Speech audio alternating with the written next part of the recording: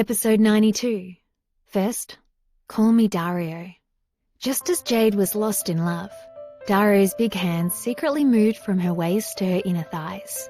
Jade instantly felt a chill run down her lower body. She woke up and found that Dario had actually taken off her underwear.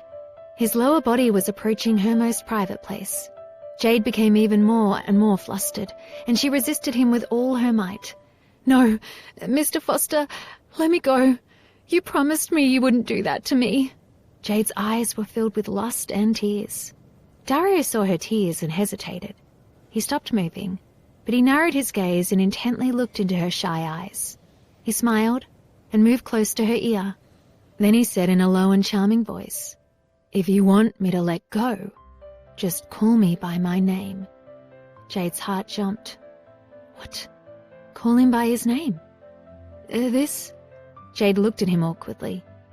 "Don't you want to call me by my name? All right. I'll give you another choice. You can call me your hubby." A smile flashed across Dario's face. His tone of voice was really hard to refuse.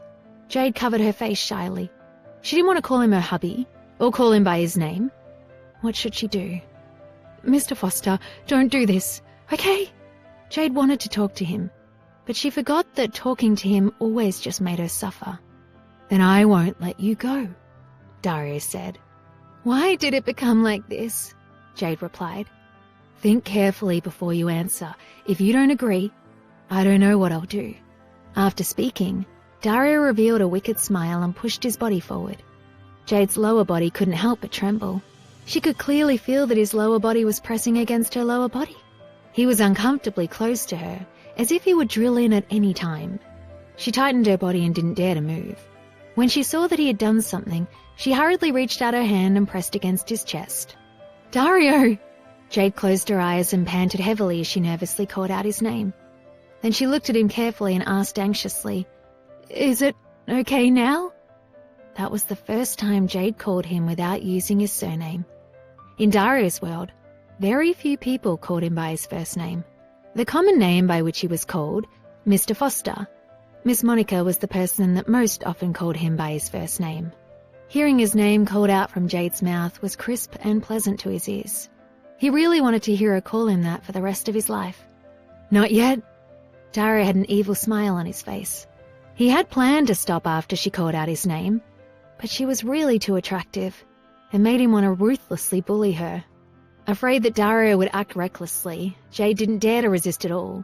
She called out his name obediently. "Dario!" Jade called out. She called out his name with even more emotion than she had before. A slight trembling in her voice made Dario's body go soft. It made him want to hear it again. "Dario! Dario!" Jade was afraid that he would still say no, so she hurriedly said his name a few more times. As she was saying his name, Dario couldn't hold it in anymore. He kissed her lips again and carefully sucked her small tongue. He kissed her and lifted up her pajamas, so their skin was tightly pressed together. He could clearly feel that her white body was beginning to heat up, revealing a hint of pink. "Mr. Foster, you lied to me again," Jade said. Damn it. He had no intention of letting go. She was tricked again. If she had known he would be like this, she wouldn't have called him by his name. At that moment, Jade was extremely afraid.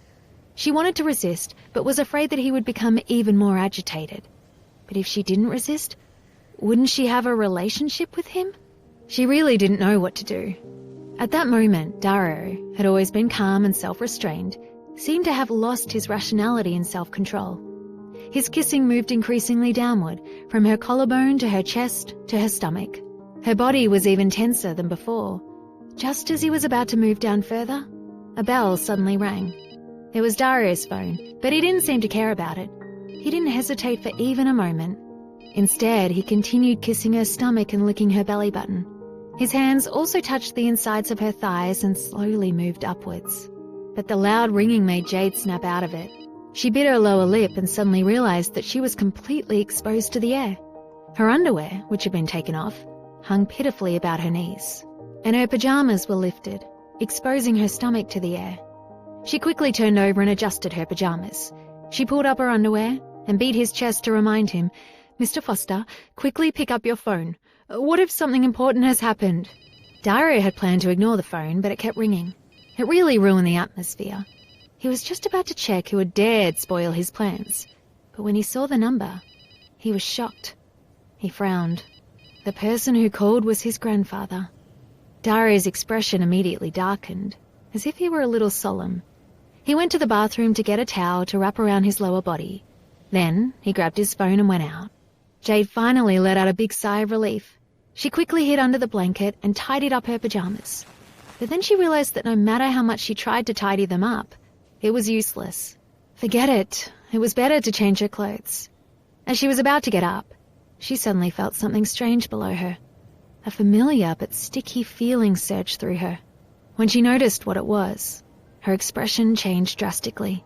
She looked at it several times and felt awkward. She quickly got up. Just when she wanted to go to the bathroom, the bedroom door opened again.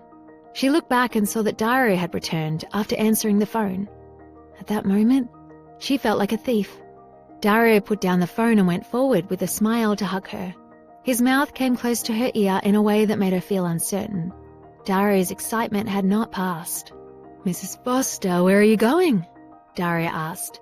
"I'm going to the toilet." Jade rolled her eyes at him. The room was only so big. Where else could she go? "Go later. Let's do something first." Dario revealed a wicked smile and pressed her down again. Just as he was about to kiss her, Jade suddenly reached out her hand and pressed it between his lips. Her face was shy, and she looked a little happy. Her expression excited him. He thought that she had finally thought it through and was willing to be with him. But he would never have guessed what it was that made her happy. "Mr. Foster, we can't." Jade tightly shut her legs. A surge of warmth gushed out, and she felt the familiar traces of pain in her stomach. Usually, she hated her menstrual period more than anything, but that day, she was very glad. It was as if she had been sent a miracle.